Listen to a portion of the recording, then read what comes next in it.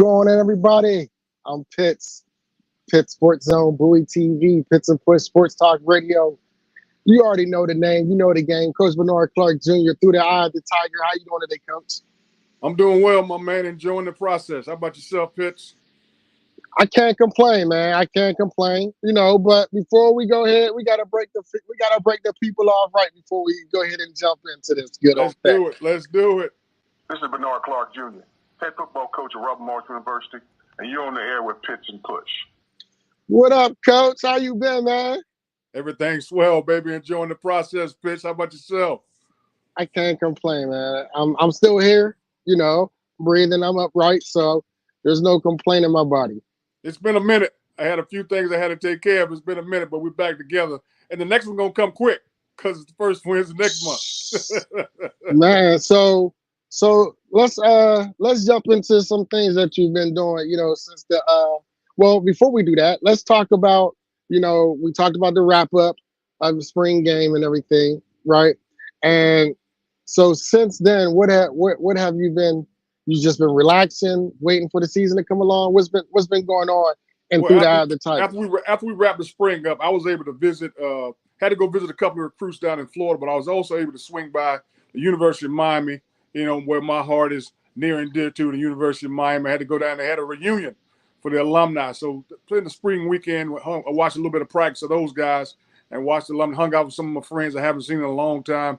I ran to my man Benny Blaze. Okay. I haven't seen Benny in probably about 7-8 years, something like that. So it was good to see him and a bunch of other guys that I hadn't seen in a long time. And also my wife and I took a cruise. I took a little mini vacation. My wife and I went out on the Tom Jones, a fantastic voyage, hanging out with Shaka Khan and Scarface, my man Kid Play, and a couple of other people that was on the boat, Shantae Moore and Earth, Wind, and Fire. Had a good time. I met some great people, man. I also met some other couples on there. So we've been enjoying ourselves more than anything else. But I had to get back to it, back in the recruiting mode right now. It's May time. It's usually spring recruiting going on. So we've had a few guys swing by the place and some guys talking to us about coming to join us here at Robert Morris University to play some football. Coach, what you know about some Scarface? now, Shaka Khan and Earth, Wind, and Fire. Now, I can see that being your speed. But what you know about some Face? First of all, you forget, Face was early 90s. Face was early 90s. That was my crazy mode, late 80s, early 90s. The late 90s when I slowed down. But no, my man Face and Ghetto Boys, ain't no doubt about it, man. Obviously, Kid and Play and NWA. And I can go on and on and on. Now, the real guys, how to. My favorite rap song of all time by Grandmaster Flair and the Furious Five is The Message. And the next one is, Fight the Power by Public Enemy. So I know a little bit about Face, but Face is my guy, man. Yeah, again, and Kid Play. See, a lot of those artists you named, half our viewers and listeners won't even know who they are. They weren't even born yet then. This is true. My players have no idea. It's so funny. When it said my mind is playing tricks on me, and the beat from my mind is playing tricks on me, it's a beat to another song right now by some young rapper. I don't know who the young rapper is, but when I'm listening to it, I start singing my mind playing tricks on. My players look at me like, Coach, what are you singing? What is that? I said, bro, this is long before you. And before that, obviously, it was Isaac Hayes. So you know how it goes. Yeah. That's funny. I would love to be in the locker room to hear you take over the playlist and just to hear how that playlist would matriculate. They don't like when I take on the play. When I take on the playlist, it's 80s hip hop or it's gospel, one or the other. Yeah. Or every now and then I play some 80s music and play some stuff they never heard of. Like I'll play Bruce Hornsby. You're like, Coach, this is Tupac. I say, yeah, I know it is, but it was Bruce Hornsby before it was Tupac. So you got to understand what's going on with this whole music thing. It's crazy you said that. One of my players was singing a song. I cannot remember the name of the song. He's like, Coach, I know a little R&B. I said, you do realize the original single there. He said, Coach, who's the original of this? And I think it was, what's my man, Bruno Mars.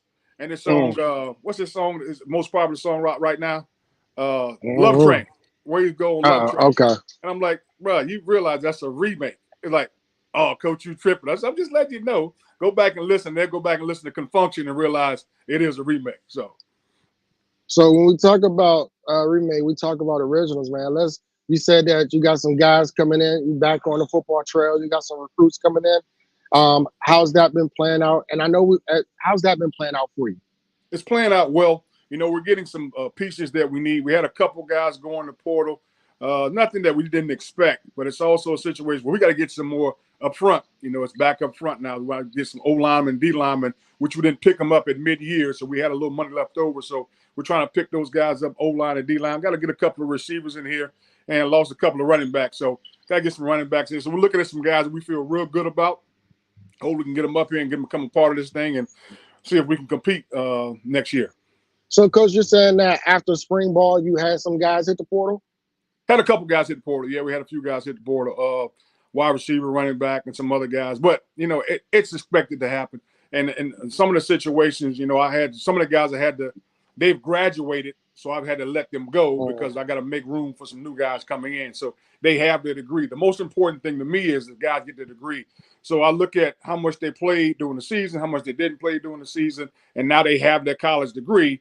And even though they have one more year left for eligibility, hey, man, got to go a different direction. Congratulations. I'm glad you're a college graduate. We got to make some moves, got to make some changes and make some things happen. Okay, so because I was going to ask you, so is that typical that after spring ball, players hit the portal? I thought I assumed that was the process before, like after the season and before spring ball hit. No, there's actually a window for the portal after spring ball's over. So yeah, there's another group of guys that hit the portal. There's still there guys from mid-year that were still in the portal. So yeah, it's still packed, man. We're still portal hunting, still trying to make some things happen. And the reason a lot of guys hit the portal because again they graduate. So now you got a bunch of graduates who are grads who got 1 year left of eligibility because they've got redshirted, but they've graduated in 4 years. Or you have some guys who graduated in 3 years, and so they've hit the portal to see if they can make some changes even after spring ball is over because spring ball didn't go the way they wanted it to do. Didn't want it to go the way they wanted it to go, and it's a situation where they're trying to make up and maybe get picked up by a school. That's odd. I honestly, I was oblivious to that, right? I thought there was a period, and I didn't think that. And I understand it now because you do have some football players who's graduating now, right? But wow, because as you said, there's already a lot of players there's still players in the portal right now as you speak. So you take those players graduating who then jump in the portal. That's some messy traffic. That's some New York City traffic for me. It's exactly what you and I spoke about when we speak about the portal. When I tell people it's like going in, not having a job, and hoping to get a better job. And if it doesn't happen for you, you're stuck. And that's why all these young men need to second guess about when they're going in the portal, why they're going in the portal, and can I get picked up if I go in the portal? Yeah. What you said, there are guys mid-year that are still there. You got JUCO guys who are just finishing up, and you also have guys who are graduates now who are going in the portal. So that's a ton of guys in the portal that are looking to find homes, and then you also have mid-year. Sometimes you have mid-year high school guys who graduated who may want to, head out right now. So that's the other thing that's kind of crazy about it. But the portal gets crowded, man, and hopefully those young men that are in there, they get picked up, but not all of them get picked up. It doesn't happen for all of them. One of the positions that once the portal opened after the year, that was kind of a solidified. It was running back. We had a crowded running back room. And now you say that you lost one. We had a crowded running back room, but a few guys got hurt. Some guys didn't pan out the way we thought they'd pan out. Some guys were walk-ons. They got injured, so they weren't able to earn a scholarship like they thought they were able to earn a scholarship. So we got to make some moves, and now we got to find room for some other running backs. So, all right. So we're looking at new prospects, or we're looking back in the portal to see what is there to offer, who's in, who's not. So how does that process? Are you a part of that process from beginning to end, or do you rely on your coaches, such as Coach Ty? Do you rely on them to go?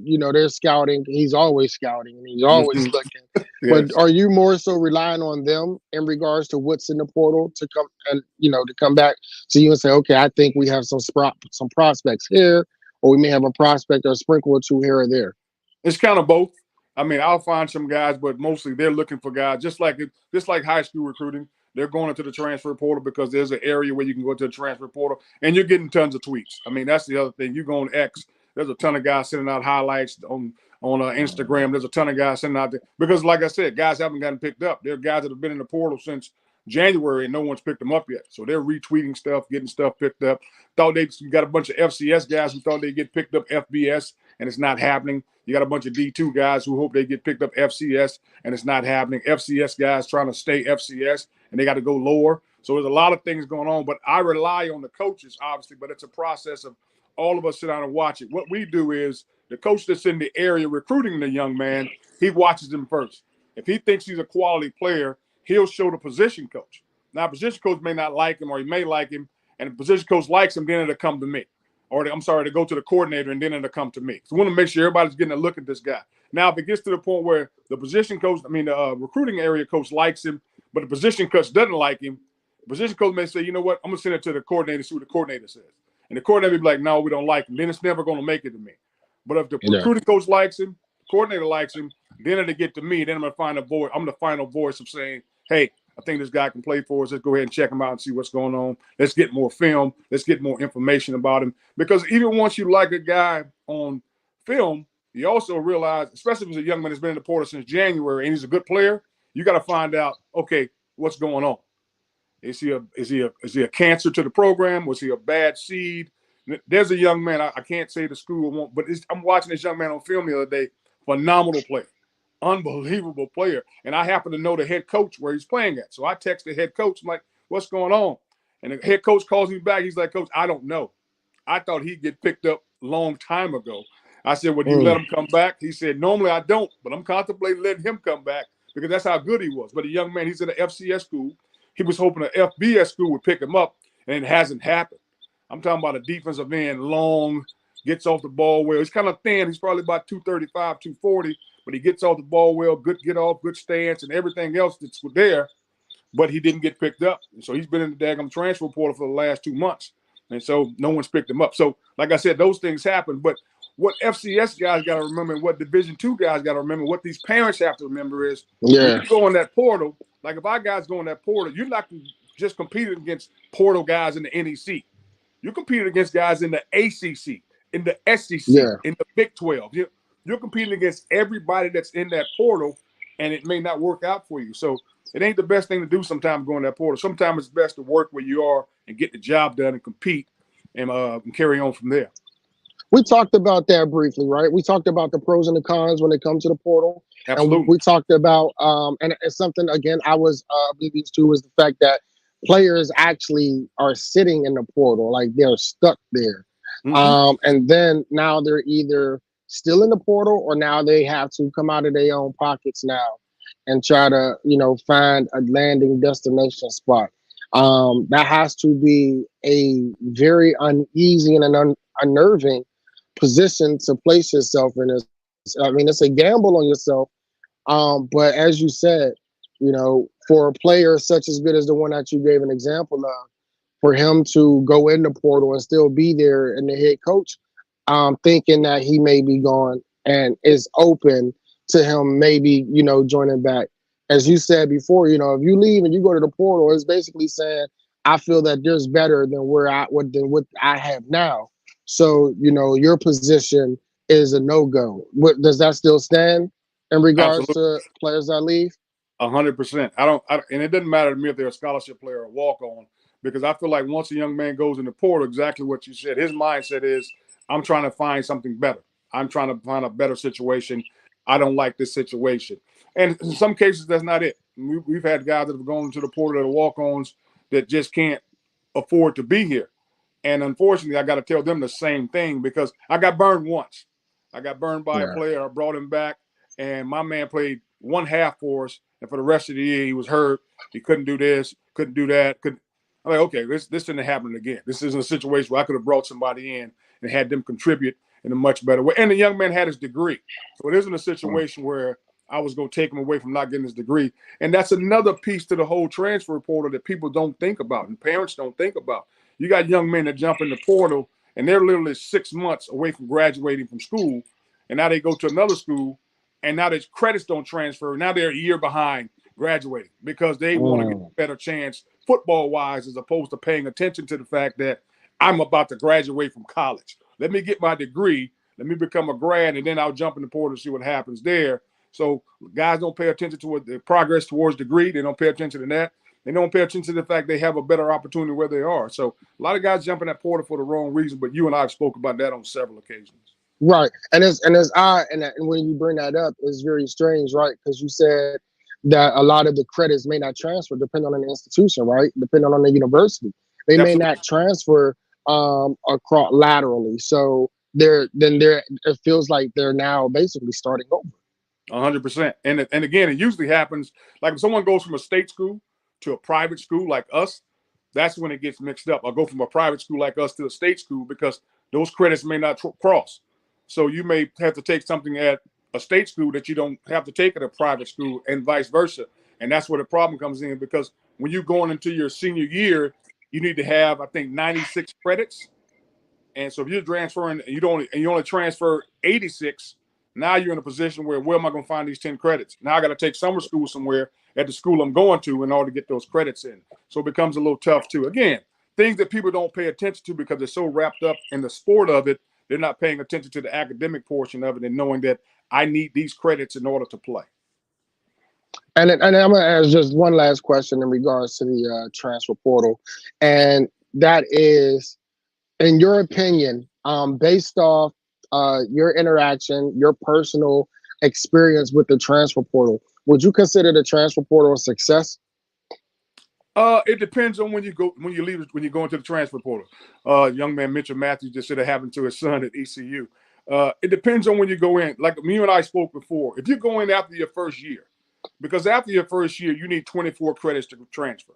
So if you have 30 credits, chances are 24 credits are going to transfer. If you're trying to go into the portal after your third year of college and you are sitting at 84 credits and you need 72 to transfer and only 60 transfer, then it becomes a problem. So it all depends on when you're doing it, when you're trying to make this transformation. Obviously, when you're a grad, you just got to find a grad school. It's not a big of a deal. So it depends on when you're doing it. You got to be smart about, you got to be strategic about when you're doing it and being smart about when you're doing it and making sure you're putting yourself in the right position. And unfortunately, you have to go into the portal before you can realize what credits actually transfer, because you won't know until you start fishing around to other schools. So you can't fish around to other schools until you go into the portal.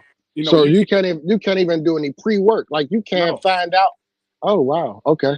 No, because you have to be in the portal because it'd be considered tampering. Like another school can't tamper with you and try to find out if you're eligible if you haven't gone into the portal. You're not a transfer, so you can't find out. Now, your parents might be able to find out by getting an unofficial transcript and checking out a school and seeing if that can work that way. But that's a situation that happens sometimes. So, Coach, you're back to your old stomping grounds. It's your first season back in. And when y'all left, y'all were really, y'all was on top of the throne. Now you got to come back and reinvent yourself. Like you gotta come back and like, listen, we left. It's the same results. How are your thoughts and feelings going back into the NEC? Well, when we left before, like you said, we lost the conference championship by half. Went in 14-14 with Central Connecticut and came out the second half and they didn't play very well. My whole feeling about going back in it, everybody's privy to the transfer portal now. So it ain't going to be easier. It's going to be tougher. It's going to be tougher in our conference. And the other thing that's going to be tougher is our expectations of coaches, our expectations as a team, they've gone up. The expectations as an AD, they've gone up because we put ourselves in a better situation where it's a level playing field when it comes to scholarships. So there's no more, well, this happened or that happened. No, there's no more this or that. But I am excited about the season. I'll be forced to tell you that, Pitch. I'm excited about the season, man. I've never been so excited to get ready for a season because I feel like since we are going back and we did play the way we played last time, man, this is going to be exciting. I feel like every game is going to be exciting that we play. And the fact that we got 7 home games is extremely exciting. I was going to ask you that, and I saw that on it. It was like, wow, you got a lot of home games this year. Was there anything different? How did that come about? That's the AD. That's the magic of our AD, Chris King. He did a great job of putting that thing together and making sure we had the home games we needed. And so it's just a great lineup. Now, next year I don't know where we're going to be, but this season coming up, 7 home games is nice. And our first home game is going to be at 6 o'clock against Edinboro, so we're excited about that. Obviously, our first game is Utah State, we're counting that down. We're excited about that because that's going to be a pretty good matchup for us because unusually they've had a lot of guys go into the transfer portal. So it's going to be, I don't know if it's going to be what kind of team it's going to be for them. And the great thing about it, we haven't had a whole lot of our starters going to the transfer portal. The guys that have gone in the transfer portal are usually guys that, not getting the opportunity they hope they'd get. So that's a positive thing for us. Push-pull. We're still pushing, we're still pulling. And, when you got new players coming in, and you got to really get them, how much do you lean on your veterans or your returning players to help your new incoming players, get them caught up in what the mantra is and what that means to be a push and pull player for Robert Morris University? A lot, man. And that's the whole thing. That's what we're relying on right now, especially summertime. You got summertime coming up, and now you got guys coming in here that are fresh and new. That's the toughest thing about a transfer portal when you're pulling a guy out of there, because if you get a guy who's just a grad guy, we're literally going to be with him for 6 months. So it's going to be up to our veterans, up to our guys in that locker room, helping them understand, say, hey, man, we're going to push you on the field. We're going to push you in the classroom. We're going to push you to be a Robert Morris great player. If we see you doing something crazy, we've got to pull you away from it. So we're up to our veterans to make sure those guys understand it. And guys like Jamar Shagog and Noah Robinson and Hayden Barron, I can go on and on, the veterans we have, they understand that. And those guys are excited about going back to the NEC. So I think even now it's going to be easier for those guys to put that mantra, push and pull in, because of, again, the level playing field and being in the position where we are and being able to sustain some of the stuff that we left on the field last year. The way we played against SEMO, the way we played against Charleston Southern, and being able to carry that over, those guys are excited about that. So I think bringing those guys in and helping them understand. And we've gotten some guys that, we went back to Charleston University's Division II school in Charleston, West Virginia. We've gotten a DN from there. We're looking at a linebacker who used to be there. And we got one of the guys here now who's one of our leaders, Tislam Muhammad. And Tiz is doing a great job of helping those guys understand this is what we're all about. So we're leaning on those guys a lot. How excited are you guys, and how energized are you guys knowing that you get to play that team, that team that I can't say their name? We're chomping at the bits. It's probably the best way to put it. Everybody's excited about that. I think the one thing that our school's excited about, and what everybody left a bitter taste in everyone's mouth, when we did join the Big South, not being able to play that team in the city was tough. Because, again, I think it's special that we played them. It's one of those situations where I've been trying to get it into basically a bowl game since I've gotten here. I don't care if they call it the Rooney Bowl, the Iron Bowl, but I think it's a rival that needs to continue. It's a situation where I'd love to find a sponsor who could sponsor that game for us and have it every year. It's one of those situations where it's been going on for a long time. These teams are bitter rivals, and it's exciting to play that game. I didn't understand that, because, again, I played at a bigger university. But when I got here, I saw how that rivalry was the first year we were here, when they stomped our heads in, and how people were looking at me like, this can't happen. Alumni was like, no, we can't have this. Then the next year we put it on them, and everybody's excited about it, and everybody's coming over and say, hey, that's a great game, and all those other things that go along with it. It's a great game that has to be continued, and so we're excited about that. Being a player from the university that you went to is the University of Miami, right? And when you talk about rivalries, how is there something, or are you able to share stories about why rivalries are great, especially for the sport of football, right? When you talk about a Miami and a Florida State game in Pez, like those by far, you knew that no matter what happened the week before or a couple weeks before, during that game, everybody was up, everybody was alert, and everybody already had a circle. 100%. And I hate to say this, and I'll say it on air. There wasn't no class that week, baby. Ain't nobody think about no class. We got a game. It's Florida State week. It's Florida week. It's Notre Dame week. We didn't think about class. Now, the players on this team better go to class during that rivalry week. Better take that much to class. But, that's what it was all about. You were excited about that week. It was like, hey, man, Coach, I got class at 6 o'clock. You got who? You got what? No, this is Florida week. This is Florida State week. Ain't no class. So that's what it's all about. That's the excitement in the air when you get ready to play a game like that, and you're getting after it. And I hope our guys feel the same exact way. And I can see them chomping at the bits because they're excited about that game. When you talk about going back to the NEC, have you heard any whispers of the opponent teams maybe excited that you guys are back, like St. Francis and Merrimack, any of those schools? What they were excited because we had a head coaches meeting back in February, and to see me walk in and just how the coaches are like, Coach, man, we're glad for you to be back. And even the commissioner of the league, you know, and the associate commissioner, all of them are like, we're glad to have you guys back, you know, in that aspect of it. Merrimack's no longer with us.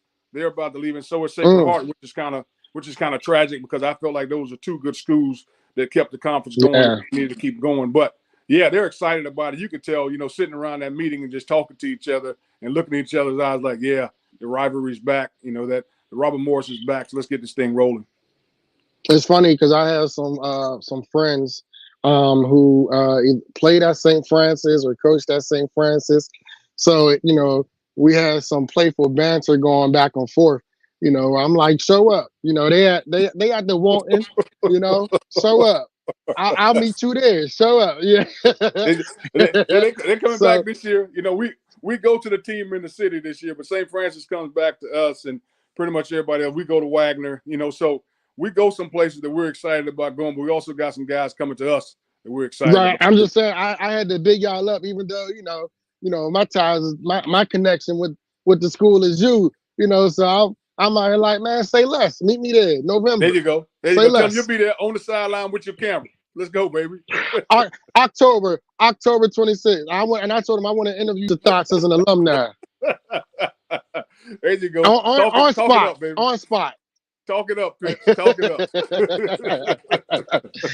So look forward to you know, seeing the makeup of this team, right? You know, don't look at what was last year, but just I'm interested to see the makeup of this team, right? We talked about last year. We talked about the injuries that you guys sustained, beginning of the year, middle of the year, end of the year, and then also at those pivotal positions. You know, when you talk about your quarterback position last year, you know, that was a position that was in flux because, you know, your starter go down, the starter went down, then the backup, then the backup, then the backup. Then at one point there was a game, I think your tight end was like your backup. So, you know, I'm looking forward to seeing how you guys come out at the beginning of the year, especially rejoining the conference, you know, and putting that imprint on the NEC and saying, you know, Robert Morris is back.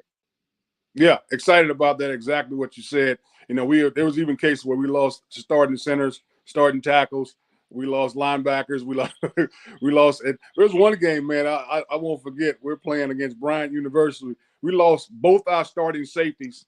Yeah, we had to go with two redshirt freshmen playing in that game. So there were points in the game where we had to make up for those things. So we're looking forward to that. You know, it's a situation but where we're getting the backups we need in here. We're getting the replacements we need in here.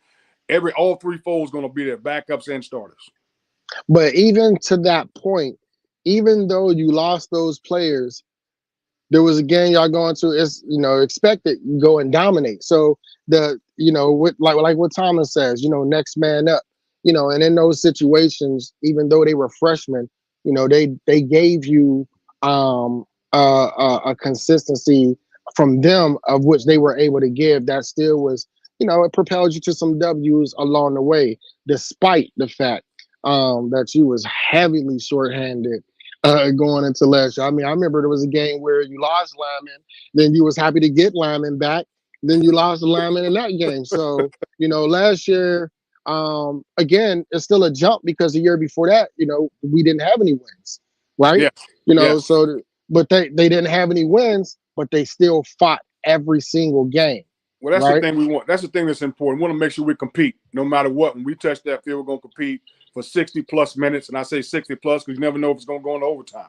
So we got 60-plus minutes we got to compete in. And that's what those guys are doing. Like I said, you know, when it comes to basically threefold, not twofold, threefold, we're talking about offense, defense, and special teams. We got to make sure everything is on point and everybody's excited and everybody's chomping at the bits to get this thing going. I'm chomping at the bits, Coach, because I'm just ready for football. I'm ready for the smell of the grass. You know, I'm ready for the excitement in the air. More importantly, I'm ready for us to get back to our weekly shows. No doubt. And I'm ready for Let's Go Bobby Moe. Well, again, man, I appreciate you, Coach. I appreciate you for always taking that time, sitting down with me, man. Again, you can see us again first Wednesday of next month. But then after that, once the season is in full effect, you know, you just catch Coach and I 2 or 3 times a week through the eye of the tiger. That is Coach Bernard Clark Jr. Listen, you can go ahead and jump it off now. We ain't even got to wait. You can kick it off now if you like to. Let's make it happen. Let's go, Bobby and Bo. Much love, Pitts. I'm your boy Pitts from Pitts and Push Sports Talk Radio, Pitt Sports Zone, Bowie TV, coming to you live. Listen, it's only the beginning. You ain't tapped in yet. Tune in to everything Pitts and Push Sports Talk Radio, iTunes, iHeart, Spotify, YouTube. You can also catch me on Comcast Channel 77, Verizon Channel 11, Bowie TV, and the DMV. Holla at your boy. I'm Pitts. Enjoy your day.